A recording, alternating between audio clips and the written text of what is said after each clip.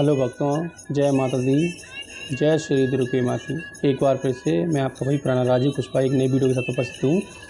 आज मैं आपको श्री माता वैष्णो देवी की प्राचीन गुफा के बारे में बताने जा रहा हूँ। श्री माता वैष्णो देवी उत्तरी भारत में नॉर्थ इंडिया में सबसे ज़्यादा पूजनीय और पवित्र स्थलों में एक हैं। ये मंदिर पहाड़ पर स्थित होने के कारण अपनी सुंदरता के कारण प्रसिद्ध है। श्री माता वैष्णो देवी कटरा ऐसे स्थानों में एक हैं जहां माता का निवास स्थान माना जाता है। मुख्य कथा दो तरह की है जो मैं आपको बताऊंगा, और इस विश्व प्रसिद्ध मंदिर दिव्य स्थल के बारे में हर व्यक्ति नहीं जानता।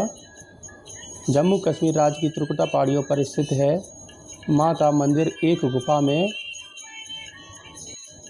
रोज भक्तों की भारी संख्या में आवागमन लगा रहता है। साल में लाखों श्रद्धालु माँ के दर्शन के लिए आते हैं। देवी माँ के दर्शन के लिए एक गुफा में होकर जाना पड़ता है। यह गुफा बहुत ही चमत्कारी और प्राचीन रहस्यों से भरी है। आप यदि श्री माता वैष्णो देवी के दर्शन के लिए गए हैं या अब तक नहीं गए हैं तो मैं आपको बता दूं कि माता रानी की कथा श्री माता वैष्णो देवी त्रिदेवियों के अंश से उत्पन्न हुई, इसलिए माता का एक नाम त्रिकुटा भी है।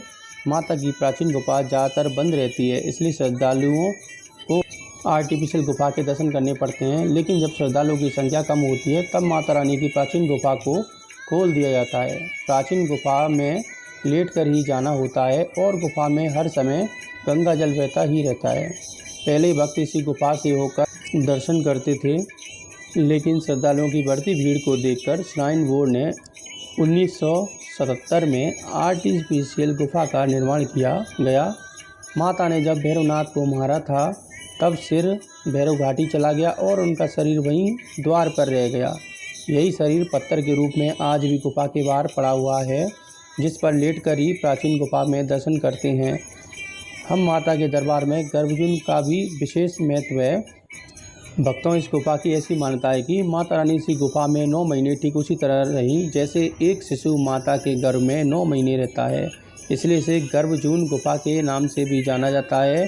इसका एक और नाम अर्धकुंवारी भी है। श्री माता वैष्णो देवी के दर्शन के बाद भैरव बाबा के दर्शन किए जाते हैं, क्योंकि माँ ने भैरव बाबा को यह वरदान दिया था कि अगर माता के दर्शन के बाद जब भक्त भैरव बाबा के दर्शन करेंगे तभी उनकी यात्रा पूरी होगी। वैसे प्राचीन गुफा के दर्शन के लिए माता का आशीर्वाद बहुत ज़रूरी है। जिन श्रद्धालुओं को माता की प्राचीन गुफा के दर्शन मिल जाते हैं वे बहुत ही भाग्यशाली होते हैं। वैसे प्राचीन गुफा 15 जनवरी के आसपास श्रद्धालुओं की संख्या कम होती है, तब प्राचीन गुफा का द्वार खोल दिया जाता है। एक बार भक्त श्रीधर की भक्ति से प्रसन्न होकर उसकी लाज बचाई और अपने होने का लोगों को प्रमाण दिया।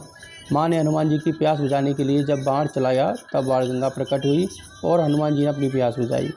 और यहाँ माता ने अपने केस धोए।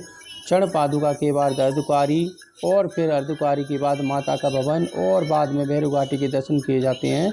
गुफा में माँ सरस्वती, माँ लक्ष्मी और माँ काली के सम्मिलित रूप को श्री माता वैष्णो देवी के नाम से जाना जाता है। एक और कथा इस प्रकार है, जब अधर्म बढ़ रहा था तब माँ सरस्वती, लक्ष्मी और माँ काली यानी कि माँ दुर्गा ने अपनी अपनी शक्तियों से एक कन्या को प्रकट किया।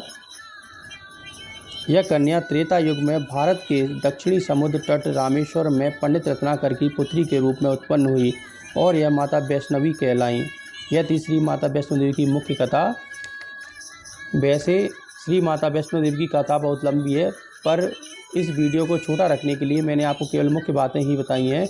इसी प्रकार की और वीडियो पाने के लिए हमारे चैनल को अभी सब्सक्राइब कर बेल आइकन जरूर दबाएं। जय दुर्गे माँ की भक्तों।